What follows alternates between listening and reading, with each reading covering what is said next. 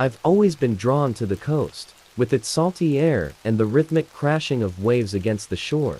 So, when I heard about the old lighthouse a few miles up the beach, I couldn't resist the urge to explore. The locals whispered about it with a mix of reverence and fear, calling it haunted, but I was skeptical. Ghost stories were just that, stories. One late afternoon, I decided to visit the lighthouse. The sky was overcast, casting a gray hue over the landscape. As I walked along the rocky path leading to the tower, the wind picked up, howling through the gaps in the rocks. The lighthouse loomed ahead, its once bright paint now faded and peeling, the windows dark and empty. I pushed open the creaky wooden door and stepped inside.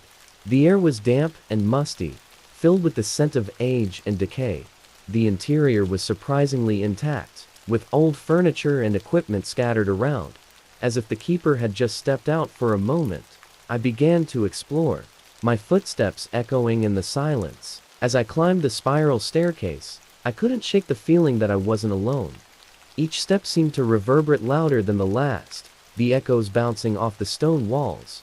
When I reached the top, I found the lantern room, its glass panes offering a panoramic view of the turbulent sea below. I stood there for a while, lost in thought, when suddenly heard a faint, rhythmic tapping. At first, I thought it was just the wind playing tricks on me. But the sound grew more distinct. It was the unmistakable sound of footsteps climbing the stairs. My heart pounded in my chest as I turned to face the door. The footsteps stopped just outside the room, and I held my breath, waiting for what felt like an eternity. Then, slowly, the door creaked open. Standing there was a figure, dressed in old-fashioned lighthouse keeper's attire. His face was shrouded in shadow, but his eyes seemed to pierce through the darkness, staring right at me. I was frozen in place, unable to move or speak. The figure didn't say a word, he just stood there, watching me. After what felt like hours but was probably only moments, he turned and walked away, disappearing down the stairs. The spell broke, and I rushed to the door, peering down the staircase, but there was no one there. The footsteps had vanished. I left the lighthouse in a hurry, my skepticism shattered. The locals were right, the place was haunted. The keeper, it seemed, was still tending to his duty, unaware that his watch had ended long ago. To this day, I can't forget those piercing eyes and the feeling of being watched. The lighthouse stands as a silent sentinel, its ghostly keeper still watching over the treacherous waters, forever bound to his post. We decided to have a beach bonfire one summer night, eager to enjoy the stars and the sound of the waves. The air was warm, and the sky was clear, perfect for an evening on the sand. We gathered our friends and set up near a quiet stretch of beach, away from the crowds. As the sun dipped below the horizon, painting the sky in shades of orange and pink, we lit the fire. The flames danced and crackled, casting flickering shadows that played along the shoreline. As we settled in, telling stories and roasting marshmallows, an unsettling feeling crept over me. It was subtle at first, a cool breeze that seemed to come from nowhere, whispering through the tall grasses. I brushed it off as nothing more than the ocean's chill. Then, without warning, the fire flared up, its flames growing impossibly high. We all jumped back, startled, but just as quickly as it had risen, the fire settled back down, returning to its normal size. We exchanged nervous glances, trying to laugh it off. That's when I noticed them figures dancing around the fire. They seemed to flicker in and out of existence, their forms transparent and ethereal. At first, I thought it was just a trick of the light, but as I stared, it became clear that these weren't mere shadows. The figures moved in a rhythm, swaying and spinning to a melody only they could hear. Their faces were indistinct, but there was something familiar about their movements, as if they were reenacting a celebration from long ago. I felt a chill run down my spine as I realized we were witnessing something otherworldly. The figures seemed unaware of our presence, lost in their spectral dance. My friends saw them too, their expressions shifting from confusion to fear. We watched, mesmerized and terrified, until one of the figures turned towards us. Though its face was blurred, I felt an overwhelming sense of sorrow emanating from it. It raised an arm as if beckoning us to join in. and a sudden gust of wind extinguished the fire completely. In the darkness, we scrambled to gather our things, our hearts pounding with fear. We didn't stop running until we reached the safety of the car, the beach, a distant memory behind us. Later, we learned about a tragic accident that had occurred on that very spot many years ago. A group celebrating with a bonfire had been swept away by a rogue wave, their joyful evening turning to disaster. It seemed that their spirits lingered, forever, reliving their final moments. To this day, I can't shake the memory of that night, the spectral dancers, and the chilling invitation to join them. I haven't been back to that beach since, but the experience left a lasting impression, a reminder of the mysteries that linger just beyond our understanding. I always loved evening walks along the beach. There's something soothing about the sound of waves and the feel of sand underfoot. But one night, everything changed. It was a calm evening, the sun dipping below the horizon, painting the sky in deep purples and reds.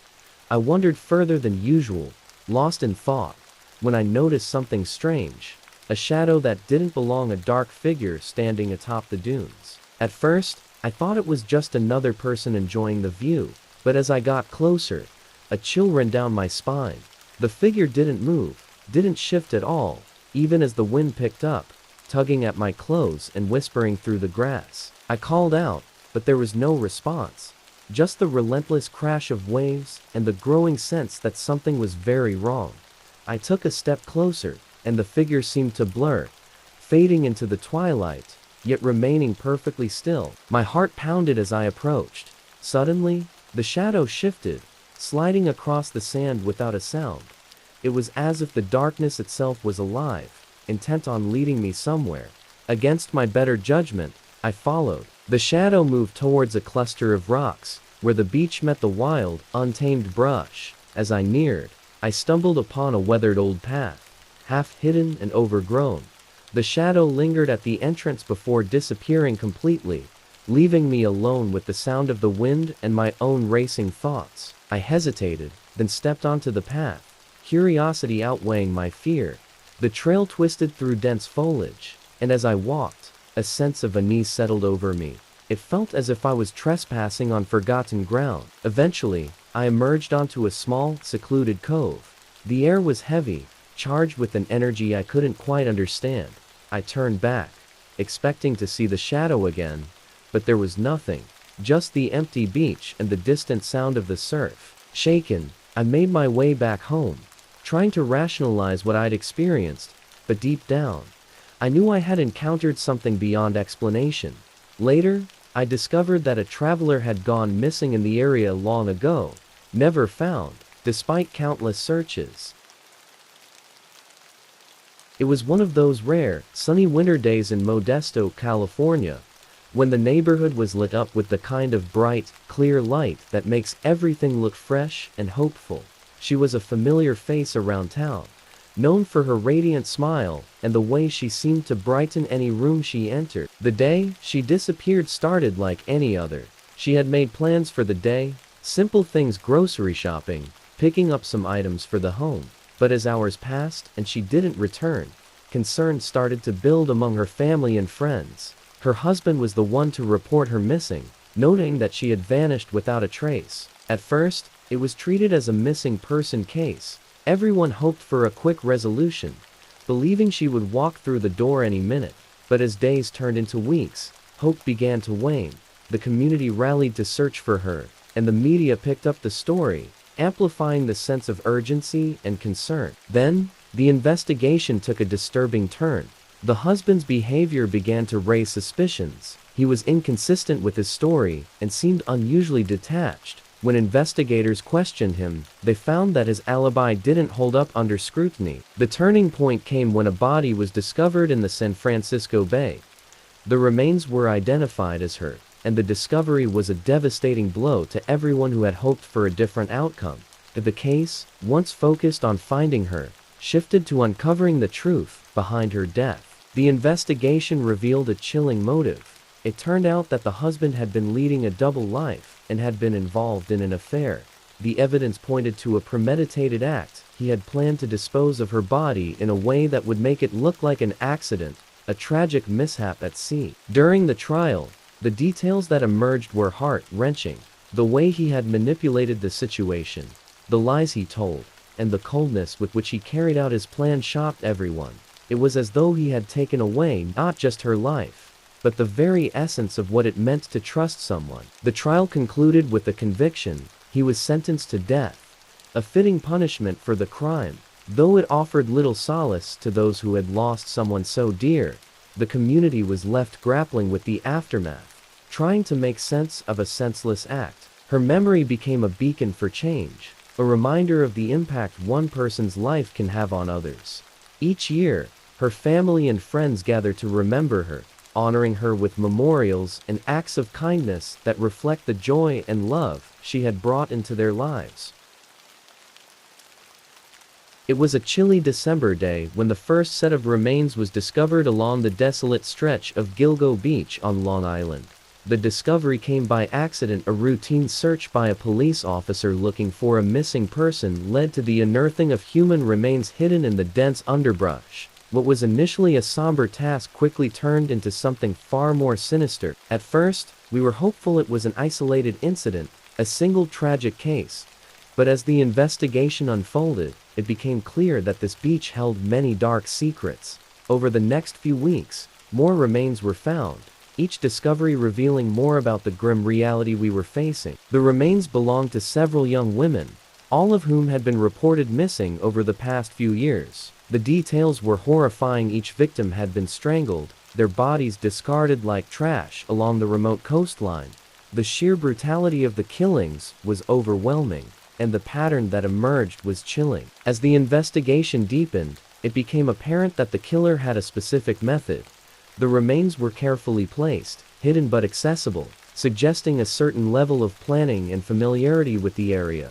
The beach, with its secluded spots and hidden alcoves, became a haunting symbol of the killer's ability to operate in the shadows. The case attracted national attention, media coverage intensified, and the beach became a grim focal point of the investigation. Search teams combed the area, scouring every inch of the coastline in hopes of finding additional clues or leads. The community was on edge, with everyone wondering who could be responsible for such horrors. As the investigation progressed, the focus turned to suspects with connections to the victims or the area. The police interviewed numerous people, trying to piece together a profile of the killer. Each interview, each lead, felt like a step toward uncovering the truth, but the case remained frustratingly elusive. Years passed, and the case grew colder. The media coverage eventually faded, leaving the families and the community with an unsettling sense of unfinished business. The beach, once a place of natural beauty, became a haunting reminder of the lives lost and the mystery that remained. Despite the passage of time, the case was never fully resolved. The beach remained a somber monument to the victims and the chilling reality of the crimes that occurred there. The families of the victims continued to seek answers, hoping that one day, justice would be served. Every year, on the anniversary of the first discovery, the community gathers for a memorial. They come to remember the victims, to honor their lives, and to reaffirm their commitment to finding the truth. The beach, now forever marked by tragedy, serves as a constant reminder of the darkness that can lurk in the most unsuspecting places. I remember the summer we spent at the old beach cottage. It was supposed to be a getaway, a break from the chaos of life. Little did we know that the haunting legend of the siren would turn our vacation into a nightmare. From the moment we arrived, there was something unsettling about the place. The locals whispered about the siren song, a melody so captivating it could lure anyone to their doom. We laughed it off, attributing it to superstition. But on our first night, as we gathered around a bonfire, we heard it. A soft, haunting melody carried by the wind. It was beautiful and terrifying, sending shivers down our spines. Despite the eerie start, we tried to enjoy our days at the beach. Yet, the feeling of being watched never left me. It was as if the ocean itself held secrets, waiting to be uncovered. One evening, unable to resist the pull of the song, I found myself wandering alone along the shore. The sun had set, casting long shadows on the sand. As the waves crashed against the rocks, the melody grew louder, wrapping around me like a siren's embrace. I was drawn toward the jagged cliffs, each step bringing me closer to the source of the song.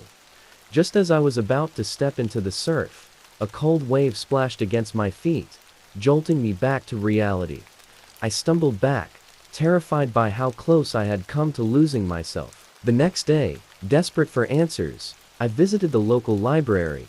The librarian spoke of a tragic past of sailors lured by a siren, disappearing beneath the waves. It was said that the siren was once a woman, her spirit trapped in an endless cycle of sorrow. Determined to protect my friends, I shared what I had learned. Together, we decided to confront the legend and put an end to the haunting melody. That night, armed with nothing but flashlights and courage, we ventured to the cliffs.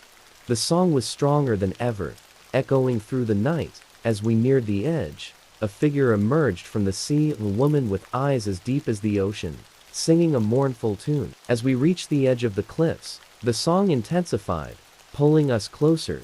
Suddenly, a ghostly figure emerged from the sea, a woman with eyes like dark voids, her hair flowing wildly around her. We froze, terror gripping us as her mournful song pierced the night. Her presence was both mesmerizing and horrifying, an ethereal vision that sent chills down our spines. Panic set in, and we stumbled backward, hearts racing. The fear was overwhelming, and instinct took over. We turned and fled, scrambling over the rocks, desperate to escape the apparition that haunted the cliffs. It began with an ominous feeling that crept through the night like a cold whisper. The air was still, the streets bathed in the dim glow of streetlights, casting long shadows that seemed to stretch endlessly.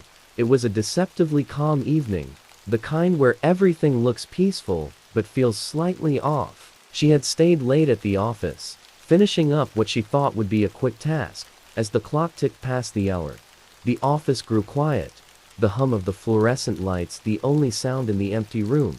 She packed her things, said her goodbyes, and left. Stepping into the darkened streets, it was the last time anyone would see her. By midnight, her family's concern was palpable. Her phone calls went unanswered, and her texts received no reply. She was always prompt and reliable, a fact that made her absence all the more unsettling. The gnawing worry grew into panic as the hours dragged on. The next morning, the search began in earnest. Local authorities and volunteers scoured the town, handing out flyers and questioning anyone who might have seen her. As the days passed, hope dwindled. Her case was rapidly becoming one of those haunting missing persons stories that rarely end well. Then, the breakthrough arrived, but it was anything but comforting. A group of hikers ventured into the overgrown, desolate areas near the Mississippi River, seeking solace in nature's calm. Instead, they found something far more sinister. Beneath the camouflage of fallen leaves and twisted branches, they discovered her lifeless body, hidden away in a secluded part of the forest. The scene was horrifying. The forest, once serene, now felt like a crypt. Her body had been abandoned in a way that spoke of premeditated malice. Her clothes were torn, and the signs of a violent struggle were evident. The brutality of the crime was staggering, each detail more chilling than the last. The police launched a meticulous investigation, delving into the dark underbelly of the community. They found evidence suggesting the killer had been stalking her, waiting for the right moment to strike. Surveillance footage showed her entering a cab that never reached its destination, leading to a web of suspicion and fear. The search for the killer took a grim turn as they identified a suspect, a man who had been known to frequent the area where her body was found. His connection to the crime scene was disturbing. The police uncovered a trail of evidence that pointed to his chilling familiarity with the secluded location. It was as if he had chosen the spot with a cold, calculated precision. The trial was a public spectacle, with every disturbing detail of the crime laid bare.